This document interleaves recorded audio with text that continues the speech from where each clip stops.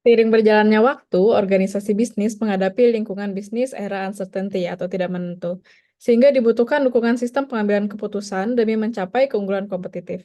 Melalui penerapan kecerdasan bisnis dan ilmu data science dengan penggunaan kecerdasan buatan, perencanaan solusi permasalahan menjadi lebih mudah dan membantu pengambilan keputusan atau bahkan prediksi strategis di masa mendatang. Halo teman-teman semuanya, pada video kali ini saya akan menjelaskan topik menarik terkait etik, privasi, dan dampak sistem kecerdasan pada organisasi dan masyarakat. Nah, ketika suatu hal itu diimplementasikan atau digunakan, tentu akan ada umpan balik atau tinjauan ulang atas hal tersebut. Sesimpel seperti aplikasi yang kita gunakan sehari-hari, WhatsApp, Instagram, Twitter. Tentu ketika kita menggunakannya, kita akan merasakan sesuatu dan membuat diri kita memiliki tanggapan atas hal tersebut. Begitu juga ketika kita mengimplementasikan penggunaan sistem kecerdasan atau intelligence system. Saat kita bersinggungan langsung dengan intelijen sistem, khususnya AI, kita akan menemukan tanggapan kita sendiri untuk hal tersebut. Nah, apa yang kita rasakan ketika langsung berhubungan dengan sistem kecerdasan itu mungkin dapat memunculkan masalah tentang implementasi, masalah keamanan dan konektivitas, atau bahkan masalah terkait manajerial yang mencakup legalitas, privasi, dan etika. Nah, teman-teman, sebagai pengantar, kita akan melihat salah satu kasus yang berbicara tentang etik, yaitu kasus menarik dari Waymo dan Uber, di mana Uber harus membayar 240 miliar US dollar kepada Waymo. Ini bermula dengan seseorang bernama Lewandowski yang merupakan mantan pegawai dari Waymo itu sendiri. Jadi Lewandowski ini, dia mendownload kurang lebih 14.000 dokumen rahasia tentang self-driving car milik Waymo secara ilegal dan juga mendorong rekan kerjanya untuk keluar dari perusahaan demi membuat perusahaan baru bersamanya. Lewandowski akhirnya berhasil dan juga bersama beberapa rekannya tadi mendirikan Auto Company, di mana Auto Company itu juga berfokus pada self-driving car. Nah, pada akhirnya, si Auto Company ini ternyata diakuisisi oleh Uber dengan rencana bahwa Uber akan beralih dari yang tadinya menggunakan mobil milik mitranya, itu menjadi menggunakan mobil milik Uber sendiri, dan tentunya mobil-mobil ini merupakan self-driving car.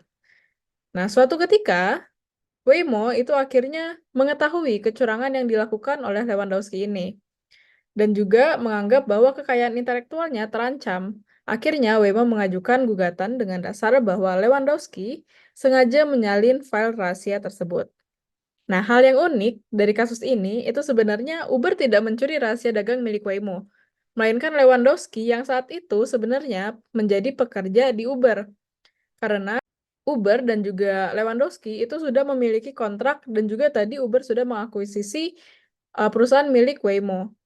Nah, kasus seperti ini itu juga merupakan kasus yang pertama terkait dengan self-driving car.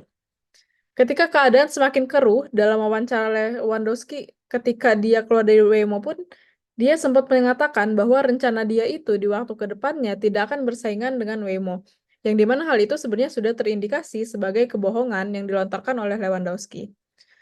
Nah, namun, di balik itu semua, pada akhirnya setelah 4 hari di pengadilan, Waymo setuju untuk menyudahi kasus ini, dengan mempertimbangkan bahwa bukti yang dibutuhkan terkait dengan kerugian yang sebenarnya, itu sulit untuk dibuktikan dan juga sulit untuk dihitung.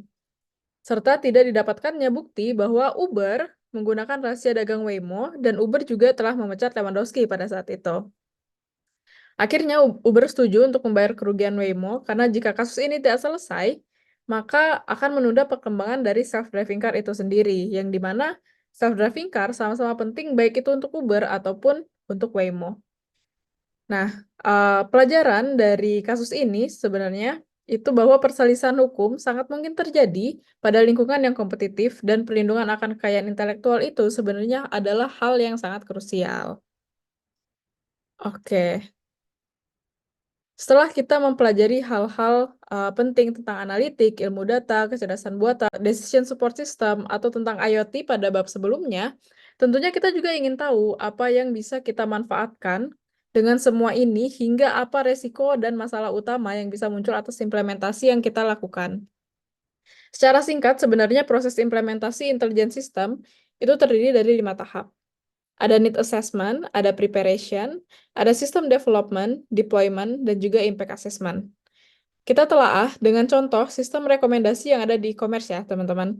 Jadi misal kalau teman-teman buka Tokopedia atau Shopee, ketika kita nge-scroll ke bawah sedikit, itu pasti ada daftar produk yang memang dia auto muncul, yang merupakan itu adalah produk-produk rekomendasi untuk diri kita.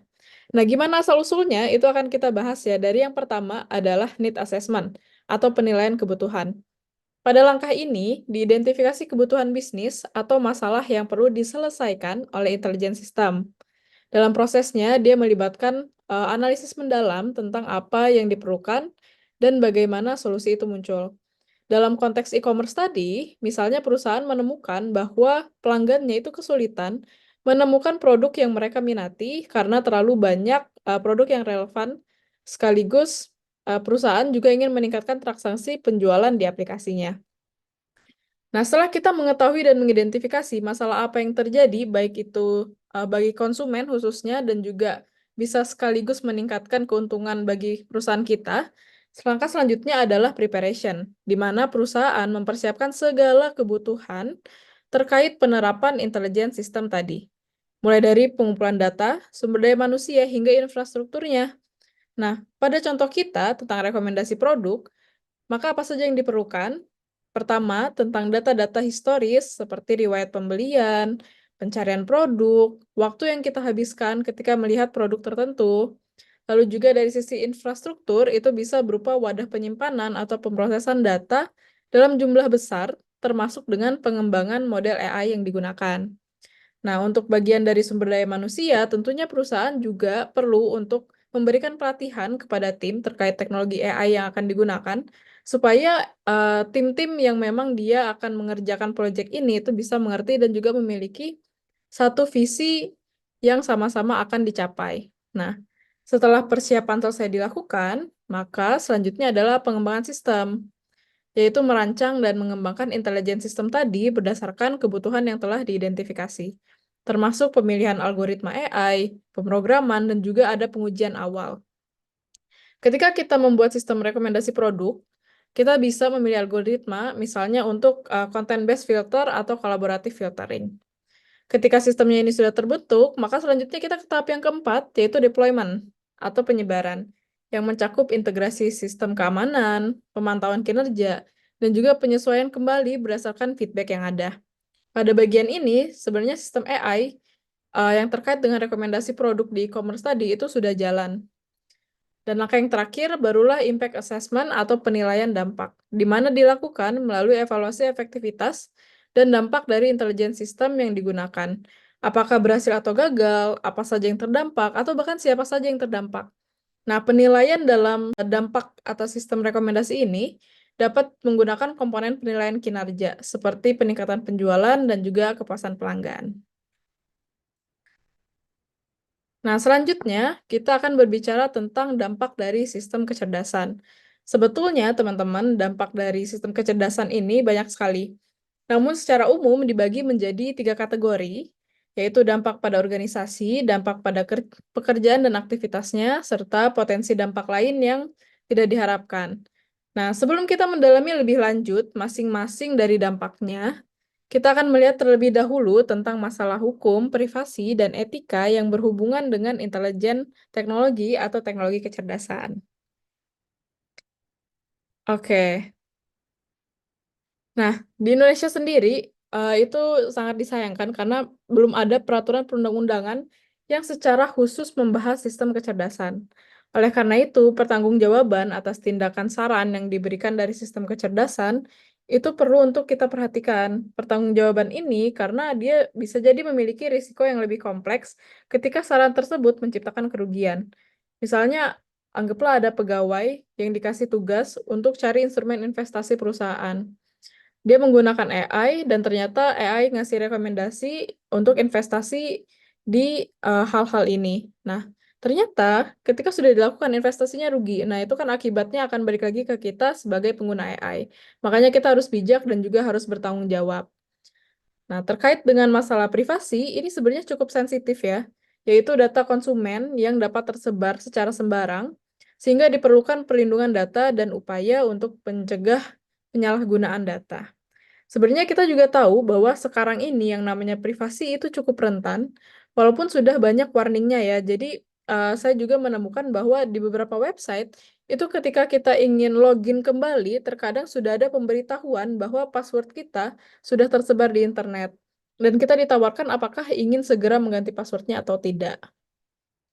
Lalu juga ada, masalah terkait dengan etika yang mencakup nilai dalam diri, isu-isu etis, persetujuan, dan etika pengumpulan informasi.